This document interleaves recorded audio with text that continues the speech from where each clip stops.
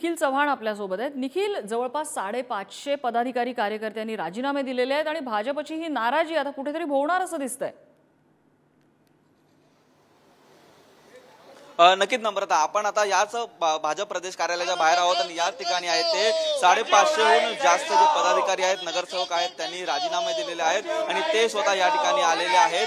त्यांची एकच मागणी आहे की या ठिकाणी संजीव नाईक यांना ही जी उमेदवारी आहे ती देण्यात यावी आणि जर काही उमेदवारी दिली नाही तर याच ठिकाणी आहे ते आम्ही आमचा निर्णय काय आहे तो उद्या सकाळी सांगणार आहे असं देखील त्यांनी सांगितलं आहे। आपण थेट त्यांनाच विचारूया नक्की काय त्यांचं म्हणणं आहे। साहेब, काय सांगाल, काय तुमचं आता म्हणणं आहे? तुम्ही राजीनामे तर दिलेत, पक्षश्रेष्ठींचं काय म्हणणं आहे? तुम्ही भेट घेणार? भारतीय जनता पार्टीच्या मुख्यालयामध्ये संबंध नवी मुंबई महानगरपालिकेचे भारतीय जनता पार्टीचे जिल्हा उपाध्यक्ष, त्या ठिकाणी महामंत्री, मंडलाध्यक्ष, मंडलाध्यक्षाचे पदाधिकारी, सदस्य, बूथ प्रमुख, BLA 1, BLA 2 सगळे नगरसेवक, सगळ्यांनी 539 लोकांनी या ठिकाणी राजीनामे दिलेले आहेत।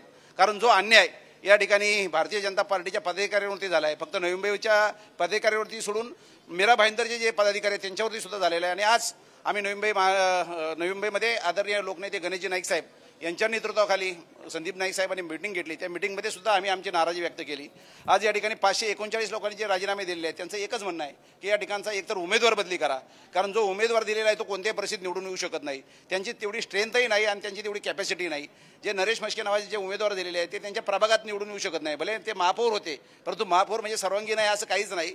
त्यांनी त्यांच्या पद्धतीने शिंदे गटाच्या वतीने ते उमेदवार झालेले आहेत। परंतु या ठिकाणी तो भारतीय जनता पार्टीचे या ठिकाणी 4 विधानसभा क्षेत्रातले आमदार असताना 2 विधानसभा क्षेत्रातले आमदार असणाऱ्या या व्यक्तीला त्या ठिकाणी अगदी निखिल, आपण यांचा आक्षेप समजू शकतो की आपल्या नेत्याला जर तिकीट मिळालं नाही तर कार्यकर्त्यांची नाराजी ही साहजिक आहे आणि अर्थात आता पुढे ही बंडाळी कुठपर्यंत जाते आणि नरेश म्हस्केंना त्याचा खरोखरच फटका बसतो का हे बघावं लागेल।